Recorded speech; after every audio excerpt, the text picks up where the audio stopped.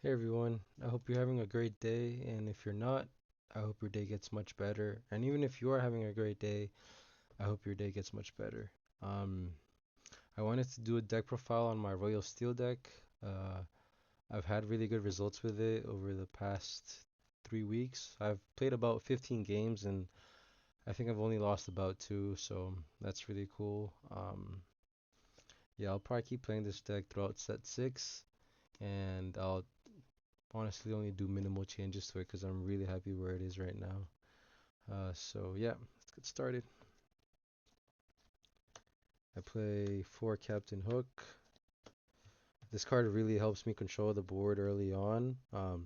Helps me get rid of those big questers that my opponent plays for one or two drops, and yeah, really good. I'll probably play him as long as I play steel decks. I play two Rafiki, pretty much two more copies of Hook, although I rather see the Hook because he has that one strength and sometimes that comes up. Also really cool that he takes no damage when he goes up against hyenas, which is mainly Bonsai. I play three Fire of the Canyons. It takes care of the ready characters that Hook or Fiki might not be able to, and especially when you want to prevent them from questing or challenging the next turn. It's just you just take them out with the canyons. I play Forest Me. In my opinion, he's the best two drop for steel. Uh, he just does everything. He's inkable. He's a big body, and he quests for two. And then when Hook is in play, he just stays on the field on the board forever. Although I am planning on maybe replacing Smee with Kowloon coming out in set six. It's an inkable, two cost, quest for one, three strength, two willpower, and it has plus one resist. And whenever it banishes an opposing character in a challenge, you gain two lore. So the reason I'm considering it is because versus aggro decks, Smee can't quest and challenge. He's usually just challenging, trying to control the board, making sure your opponent doesn't go too wide. So with Kowloon, you get to do both of that. You get to challenge their characters, take them out while keeping up with their lore count, because you gain two lore every time you banish one of their characters.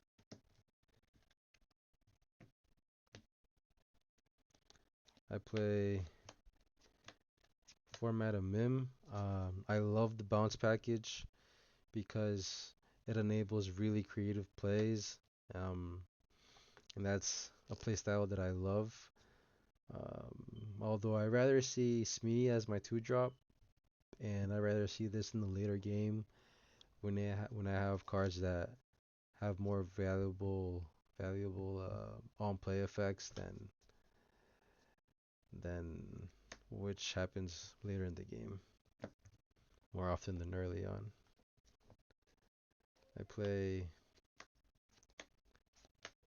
Format and Fox. This is one of my favorite cards. I love the art and I love how she comes back, allows me to recycle one of the cards to my hand, and then just usually, most often than not, take something out with its 4 strength.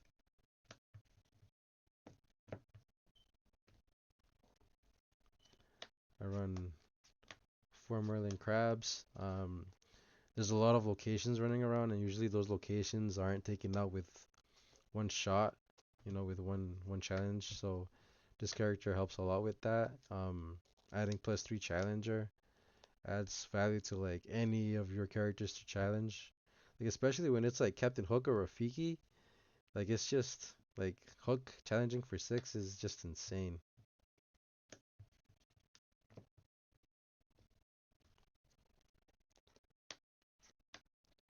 3 Pete.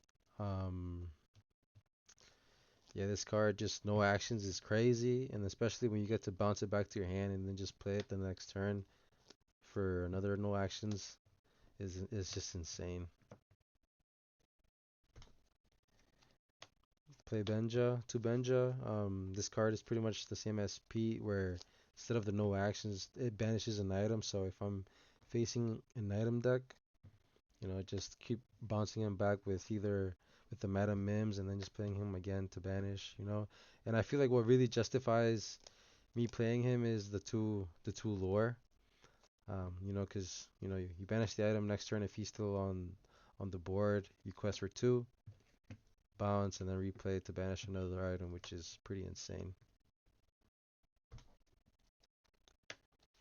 Play four friends on the other side. You have a lot of three cost characters, so most of the time this card is played for free.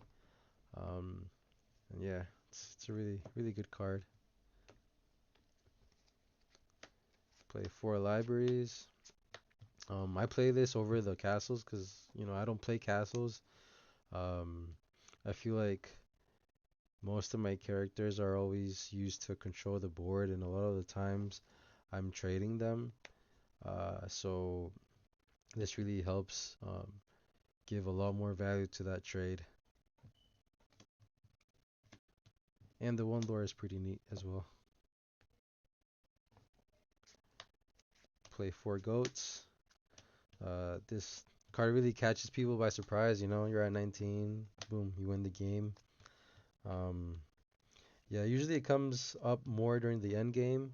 During the early game, I'd rather see rabbit for sure.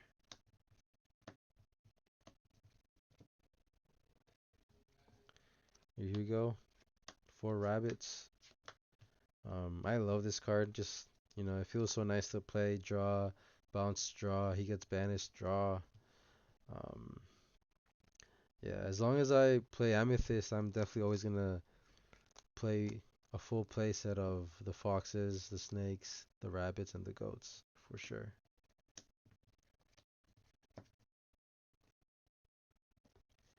I played two Along Came Zeus. This is for characters that they're kind of sneaking in the back that your opponent either just played or they don't want to be challenged, and this is how you get to them. And pretty much the 5 damage usually takes out anything that it hits. I play 4 Elsas. This is probably one of my favorite cards in the deck. Um, it's so nice to just exert something hiding in the back and just challenge it, or let your other characters challenge it. Uh, Pretty much a one shot versus Diablo, which is probably what comes up the most with this card. I play 2 Grab Your Sword. It's really nice when you get to just play this and it wipes out your opponent's whole board, or at least most of it. Um, and yeah, it pairs really well with Elsa because she's a 5 drop. So yeah, I only run 2 because I feel like 2 is enough. I don't want to see too much of it.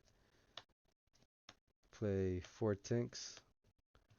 Tinkerbell is really nice, especially when your opponent has like you don't have enough strength to take on all the opposing characters. And then once Tinkerbell rocks the boat, and deals 1 damage to all the opposing characters, you get that makes it enough for your characters to then be able to banish your opponent's characters.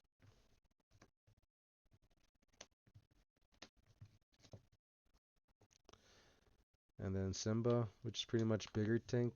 Um, he's pretty neat too.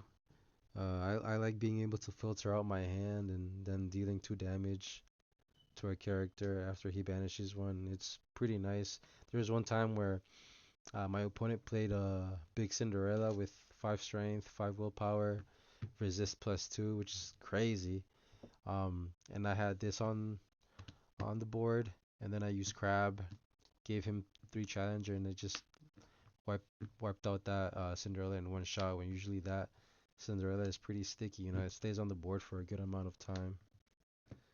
So yeah, that was Royal Steel. I love this deck. I'll keep playing it for the foreseeable future, and yeah, I'll keep posting any updates that I make to it. Yeah, thanks for watching. Stay safe.